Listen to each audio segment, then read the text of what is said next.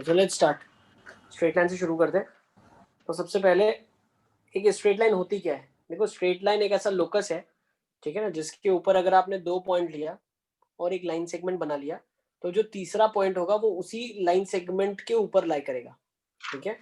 A straight line is defined as a curve which is such that the line segment joining any two point on it lies wholly on it.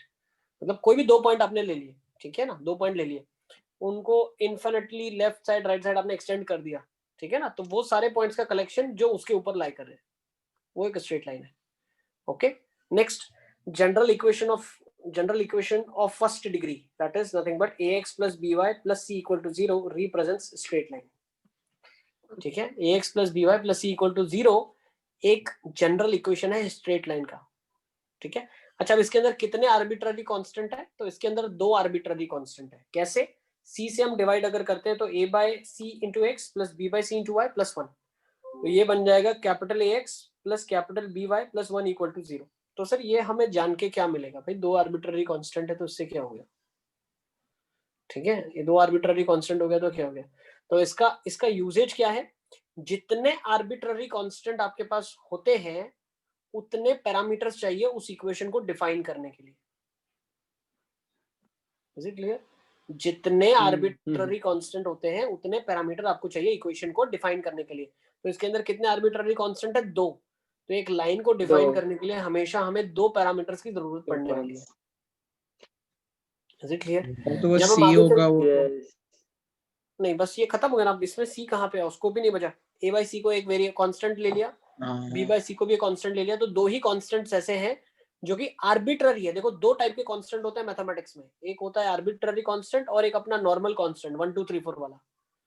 तो 1 2 3 4 एक fix value है, जबकि arbitrary constant एक ऐसा constant है जो कि बदलेगा बार बार अपने आप को, लेकिन वो वेरिएबल नहीं है. कुछ ना कुछ कांस्टेंट ही होगा क्वेश्चन के अंदर, लेकिन वो हर क्वेश्चन में अलग होगा.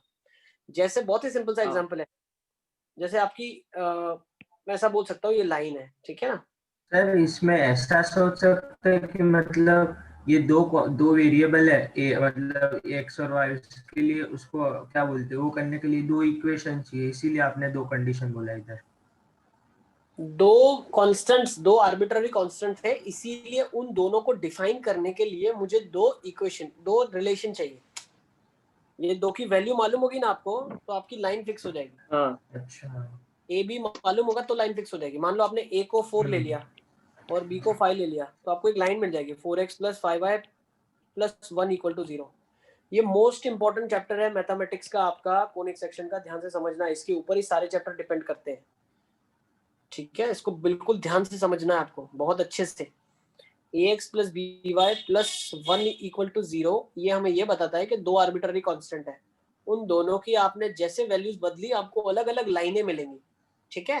तो 4x plus 5y plus 1 equal to 0 एक लाइन है. दूसरा, अगर मैं a को 0 लेता हूँ और b को 1 लेता हूँ तो ये क्या मिल जाएगा, y plus 1 equal to 0. Sir आप वो ग्राफ से क्या बता रहे थे अभी? ग्राफ से मैं ये बताना चाह रहा था, जैसे हमारे पास एक लाइन होती है y is equal to mx plus c के फॉर्म में, जहां पे m होता है वो उसका स्लोप डिनोट करता है, ठीक है, और c एक कांस्टेंट होता है. तो m एक कांस्टेंट है, स्लोप एक कांस्टेंट वैल्यू है, वो हर क्वेश्चन के लिए बदलेगी, लेकिन एक क्वेश्चन के पर्टिकुलरली वैल्यू एक ही होगी. ठीक है ना. m एक पैरामीटर है, आर्बिट्ररी कांस्टेंट है. देखो मैं यही बता रहा हूँ, एक नॉर्मल कांस्टेंट और आर्बिट्ररी कांस्टेंट में क्या डिफरेंस है. एक जो नॉर्मल कांस्टेंट होगा वो नंबर होगा 4 5 6 7. आर्बिट्ररी कांस्टेंट एक कांस्टेंट वैल्यू है जो हर क्वेश्चन में बदलेगी. एक्स वाई वेरिएबल्स है, ध्यान समझना. एक्स वाई क्या है, वेरिएबल्स है, जिसमें एक्स क्या है हमारा, इंडिपेंडेंट वेरिएबल है. ये छोटी छोटी चीजें मैंने पहली क्लास में आपको बताई थी, अगर आपको याद है. एक्स इंडिपेंडेंट वेरिएबल होता है और y आपका डिपेंडेंट वेरिएबल है. क्या होगा, y dependent variable. Is this clear? Yes.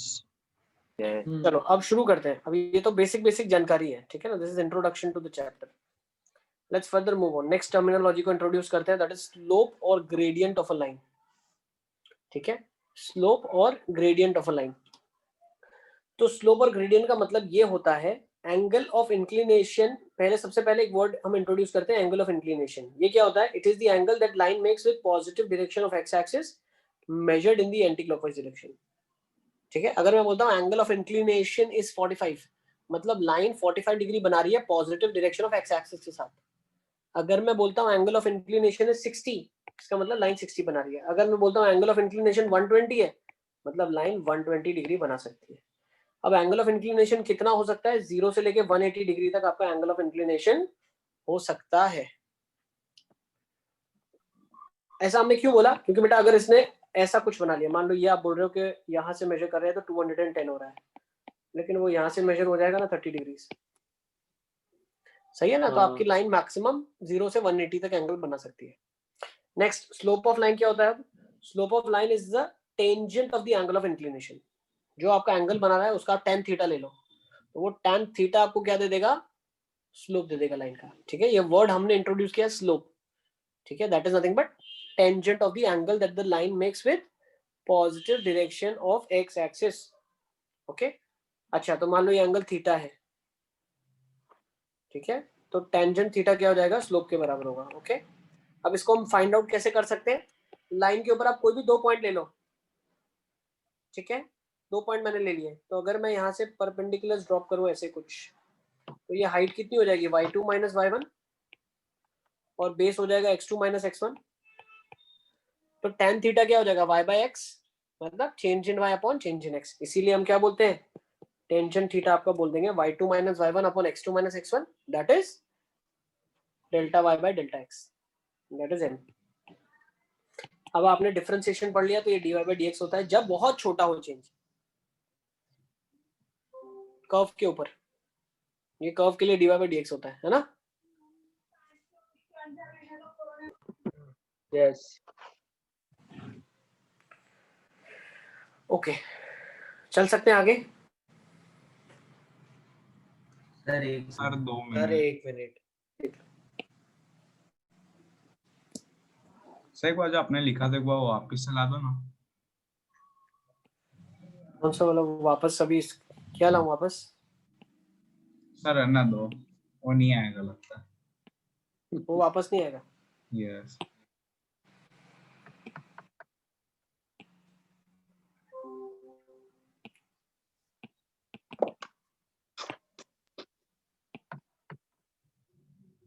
Sir.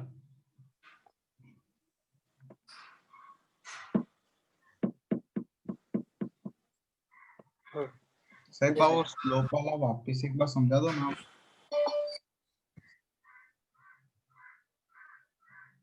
Slope मतलब जो एंगल आपको मिल गया लाइन का, उसका अगर आपने टेंजेंट ले लिया तो वो स्लोप होता है। tan थीटा कैसे निकालते हैं? चेंज इन x कितना होगा यहाँ? x2 माइनस x1, और ये होगा y2 माइनस y1। तो tan थीटा कितना हो जाएगा? Opposite by base. अच्छा हाँ यस ठीक है ना? चलो फटाफट अब आगे चले हम लोग। यस लिखो next, let's write down next points. If a line is parallel to x axis, तो उसका स्लोप क्या होगा? उसका स्लोप 0 होगा। क्यों? टेंजेंट थीटा 0 है ना 0 हाँ भाई। पैरेलल टू x एक्सिस वाली लाइन है, यस तो ये कितना एंगल बना रही है? 0 डिग्रीज बना रही है x एक्सिस के साथ। तो tan ऑफ 0 कितना हो जाएगा? 0, तो स्लोप 0 हो जाएगा। Now if a line is parallel to y axis और परपेंडिकुलर टू x एक्सिस, तो वो कितना एंगल बना रही है? इंफिनिटी 90 डिग्री बना रही है। तो स्लोप मतलब डिग्री ऑफ इंक्लिनेशन बोल सकते हैं बेटा। स्लोप एक वैल्यू होगी जो कि कौन सी वैल्यू होगी? Tangent of the angle of inclination, tan of theta. ठीक है, अच्छा अब 90 डिग्री बना रहा है, तो स्लोप क्या होगा?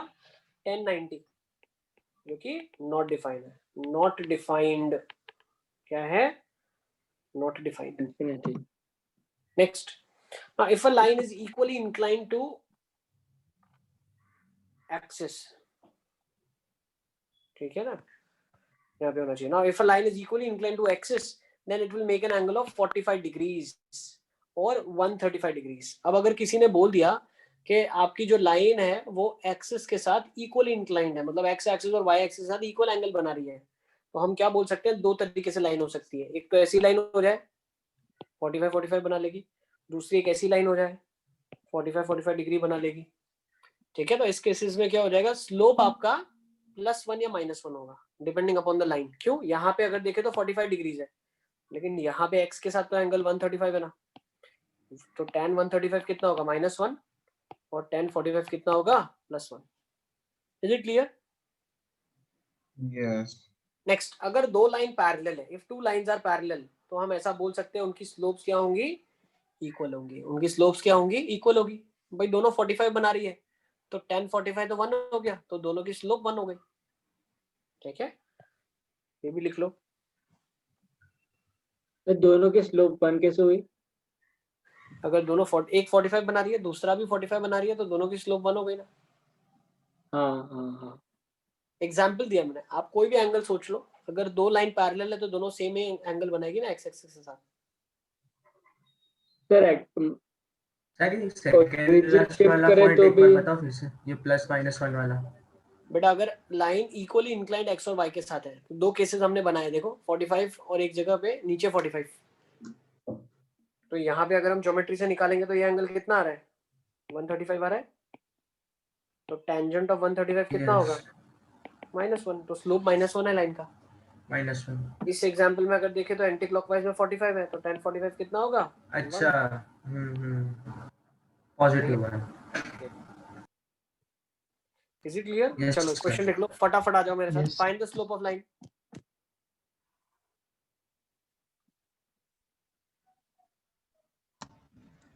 सर आप बोल रहे हो? Yes yes Awadh, find the slope of line tan theta कितना आ जाएगा? डिफरेंस इन y, तो -5 + 6 -2 -4 कितना रहे? -1 -1/6 -1/6। स्लोप कितना आ गया? -1/6 आ गया। हम्म। चलिए नेक्स्ट क्वेश्चन, फटाफट लिखो मेरे साथ। सर -1/6 सर आ एक जाएगा, मिनट क्वेश्चन लिखने दो। लिख लो बेटा। हाँ सर।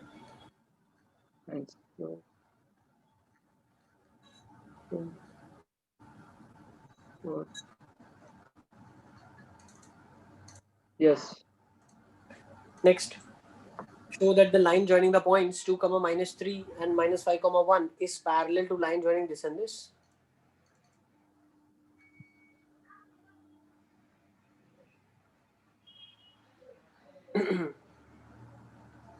सर एक्सिस शिफ्ट करे तो भी स्लोप पे फर्क पड़ता है?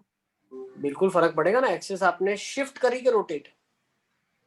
शिफ्ट शिफ्ट करने पे रोटेट रोटेट करेंगे फर्क तो पड़ेगा ना। शिफ्ट करोगे नहीं तो कोई सर, रोटेट करेंगे तो भी कुछ नहीं होगा, लाइंस तो वैसी है ना। नहीं, रोटेट करेंगे बेटा प्रॉब्लम हो जाएगा ना, एंगल बदल जाएगा एक्स के साथ हाँ, उसका। वही सर। और सर अगर है ना शिफ्ट अगर पैरेलली हुआ तो कोई फर्क नहीं पड़ेगा ना पॉइंट? शिफ्ट, हाँ शिफ्ट करेंगे अगर आप ओरिजिन को तो कोई प्रॉब्लम नहीं है, रोटेट करेंगे तो प्रॉब्लम है। चलो अब इसका कितना आ रहा है बताओ फटाफट फटाफट। -4/7 -4/7 दोनों का। -4/7, इसका कितना आ रहा है? 3 + 1 -7, तो ये भी -4/7 आ रहा है। यस, यस दोनों का स्लोप बराबर है, लाइंस पैरेलल है ना। Yes sir. नेक्स्ट देखो एक और टाइप का question, find the value of k for which the points are collinear. अब अगर मैं बोल सकता हूँ तीनों अगर एक ही लाइन में लाई करेंगे स्लोप इक्वल, तो AB का स्लोप और AC का स्लोप बराबर होगा, या BC का स्लोप बराबर होगा। Yes sir. तो लो खत्म कर दो क्वेश्चन। सर लेकिन वो लोग अलग भी तो हो सकते हैं, मतलब पैरेलल भी होंगे तो स्लोप सेम ही होगा ना, तो कोलिनियर कैसे? नहीं देखो, अगर मान लो एक A इधर है, B इधर है और C इधर है, तो आप क्या बोलना चाह रहे हो, कैसे पैरेलल ले लें बताओ? एक पॉइंट ऑफ सर इंटरसेक्शन नहीं आएगा ना फिर? तीनों एक ही, हाँ तीनों एक ही लाइन पे होने की। हाँ सर समझ गया। हो ही नहीं सकता ऐसा, समझ गया आप? हाँ सर। चलो फटाफट निकाल लो अब। MAB कितना आ जाएगा आपके पास? उसका डिफरेंस 2k 4k -2 4k -2 कौन -2k +1 -2k + 1 इक्वल्स टू, इन दोनों का डिफरेंस ले लें क्या? तो -2, तो इसका 6 - 4k 6 -4k -4 - k + k - 1 yes कर लोगे आई थिंक सॉल्व हो नहीं आ जाएगा रहा इक्वल। आ जाएगा ना, क्यों नहीं? वैल्यू ऑफ के, अच्छा मेरे को लगा स्लोप इक्वल प्रूव करना है। एक ही वैल्यू बतानी है जिसके लिए इक्वल होगा। हाँ हाँ तो ये कितना आ जाएगा, -5 times 4k - 2, 6 - 4k k equals to -1. -2k + 1।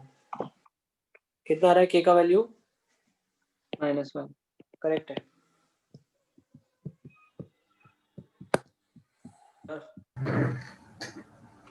Sir yes yes yes बेटा।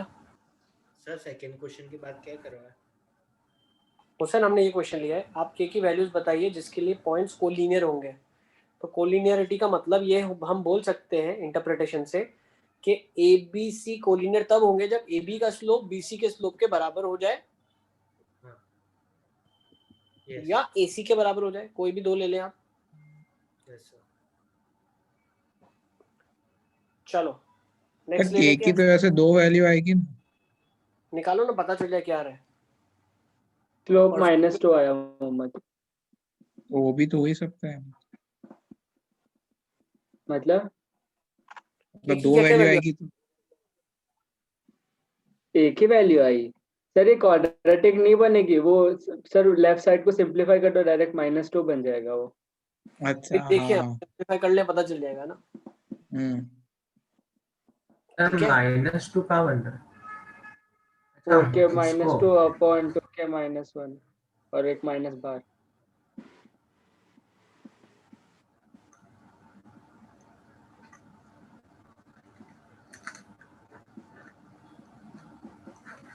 ठीक है, कुछ गड़बड़ है क्या, देख लो एक बार।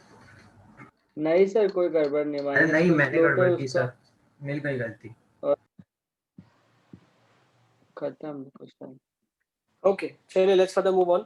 नेक्स्ट कॉन्सेप्ट ले लेते हैं, एंगल बिटवीन टू लाइंस। दो लाइन के बीच में एंगल आप कैसे पहचानेंगे, उसके लिए यहाँ पे मैं लिख रहा हूँ, देखते जाओ फटाफट। हेडिंग डाल दो, एंगल बिटवीन टू लाइंस। दो लाइंस के बीच में एंगल कैसे बताएंगे हम। ये दो लाइन बना लिया आपने, ठीक है, ये एक्स एक्सिस बना लिया आपने, इनके बीच का एंगल थीटा है, इसका स्लोप θ1, इसका स्लोप θ2 एंगल से आएगा। Do you agree? तो क्या मैं ऐसा बोल सकता हूँ θ1 will be equal to θ2 plus theta. तो थीटा बोल सकते हैं θ1 माइनस θ2।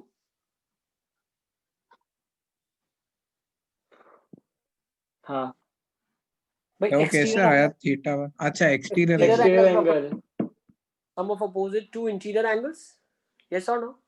इज इक्वल टू, हाँ तो टेंजेंट लगा दो दोनों साइड, तो tan थीटा कितना आ जाएगा, tan of θ1 minus tan of θ2 upon 1 plus tan θ1 θ2। अब यहाँ मॉड लगाना, मॉड इसलिए लगाना है क्योंकि दो एंगल आएंगे भाई, एक ये होगा तो एक ये भी तो होगा, पाई माइनस थीटा। हाँ यस हाँ मतलब ये भी एंगल लाइन के बीच। भाई दो लाइनों के बीच में दो एंगल है ना, अगर एक थीटा एंगल आ रहा है तो हाँ sir. Obviously pi minus theta side by side आएगा ही आएगा। यार तो हमको पॉजिटिव वाला ही लेना है ना। एक्यूट एंगल हम लेना कोई चाहते हैं, we will always be hmm talking about acute angle between the lines, ठीक है ना। सर कोई भी ये ले फर्क पड़ेगा। वो रिक्वायरमेंट ऑफ द क्वेश्चन पे। अब इधर आ जाओ, tan θ1 क्या होगा बताओ। सर अगर मल्टीपल में आए तो दोनों आंसर हो गए। tan θ1 क्या हो जाएगा, m1। दो एंगल आते हैं, डिपेंडिंग अपॉन क्वेश्चन है हम कौन सा लेना चाहते हैं, ठीक है। यस और अगर हमको पता है कि एंगल लाइंस के बीच में 60 डिग्री है तो 120 भी होगा ही होगा। वेरी मच अंडरस्टूड है ना। ओके अब देखो tan θ1 हो जाएगा m1 और इसका स्लोप मान लेते हैं m2 है, तो ये m1 minus m2 upon 1 plus m1 m2। Note कर लो इसको। tan of the angle between these lines is m1 minus m2 upon 1 plus m1 m2। Yes अब दोनों लाइंस अगर पैरेलल है, if both the lines are parallel, so can I say that the theta will be 0? m1 equal to m2 वापस, हाँ तो यहाँ से condition क्या आ गई, m1 इक्वल टू m2 आ गई। लिख लो, if lines are parallel, ये चैप्टर बहुत ध्यान से समझना, वरना अभी के आगे का 1.5 महीना पूरा वेस्ट हो जाएगा आपका अगर आपने इसको नहीं समझा तो। ठीक है, पूरा कोनिक सेक्शन यहीं से शुरू हुआ है, अच्छे से ध्यान से समझना। दूसरा, if lines are perpendicular tan theta is infinity 1/0 और नॉट डिफाइंड, तो डिनोमिनेटर 0 होना चाहिए। इसके लिए डिनोमिनेटर कब Yes. 0 होगा? m1 m2 -1 के बराबर होगा। इसका मतलब क्या है? जो दो लाइंस आपस में परपेंडिकुलर होती हैं उनकी स्लोप का प्रोडक्ट -1 होता है। मतलब m2 को मैं क्या लिख सकता हूँ? -1/m1। मतलब अगर एक लाइन की स्लोप 3 है तो इसके परपेंडिकुलर वाली लाइन की स्लोप कितनी होगी? -1। -1/3 is it clear? Yes. Yes sir. Note कर लो मोस्ट इंपॉर्टेंट पॉइंट्स। सर ये कैसे आया? अच्छा tan थीटा को इंफिनिटी तो नीचे वाला 0 है। Yes, if lines are perpendicular, tan theta is infinity, and that happens only if denominator is 0. ठीक है, चलो अभी मैं दिखाता हूँ पूरी स्लाइड, आप अच्छे से लिख सकते हो यहाँ से। ठीक है, ये tan थीटा आ गया आपके पास। एंगल अगर पैरेलल है 0 है तो m1 m2 के बराबर होगा, परपेंडिकुलर है तो m1 m2 -1 के बराबर होगा। Is it clear? चलें आगे। Yes. सर नहीं, एक Yes, मिनट sir. रुको।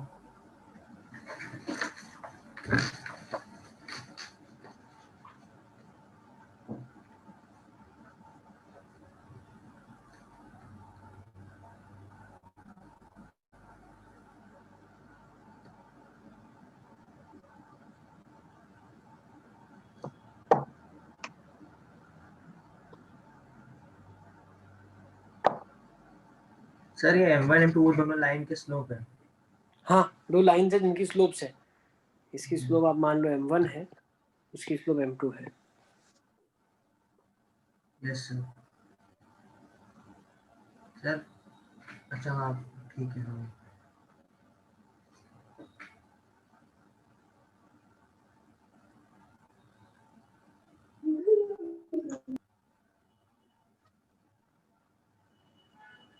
ओके, चलो अभी Yes, क्वेश्चन ले लो, फटाफट आ जाओ। Find the angle between the lines joining them.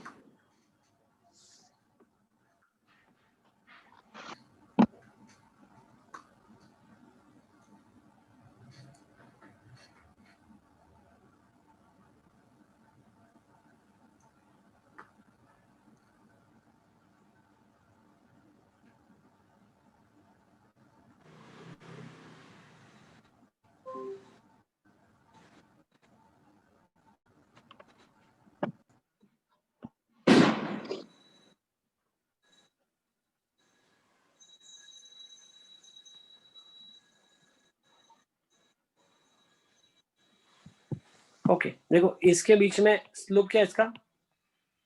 7/1। 1. इसका स्लोप कितना है? 3/2. 3/2। तो एंगल कितना आ जाएगा? 17/23. Yes, m1 - m2 upon 1 + m1 m2। हाँ माइनस है. तो ये कितना आ जाएगा? 14 - 3, 14. 11/2 अपॉन 23/2 है ना? 23/2. तो टेंजेंट थीटा कितना आ जाएगा? 11/23। तो थीटा कितना आ जाएगा? tan inverse of 11/23। Okay, Yes. Okay. एक लास्ट क्वेश्चन, फिर हम आज की क्लास को कंक्लूड करते हैं। Yes. ये लिख लो। If angle between two lines is π/4 and slope of one is half, find the slope of other.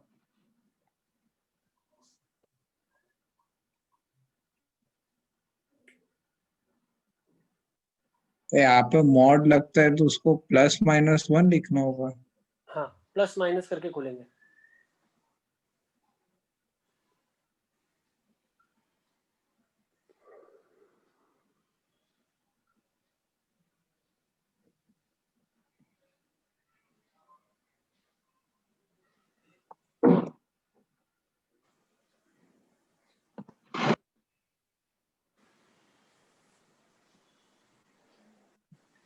ये बहुत काम आएगा, ठीक है ना? आगे क्वेश्चन हम करने वाले हैं, उसमें बहुत हेल्प होगी आपकी।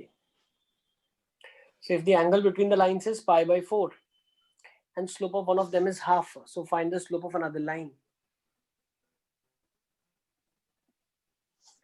एक की स्लोप आधी हाफ है, तो tangent of the angle between them is m1 minus m2 by 1 plus m1 m2।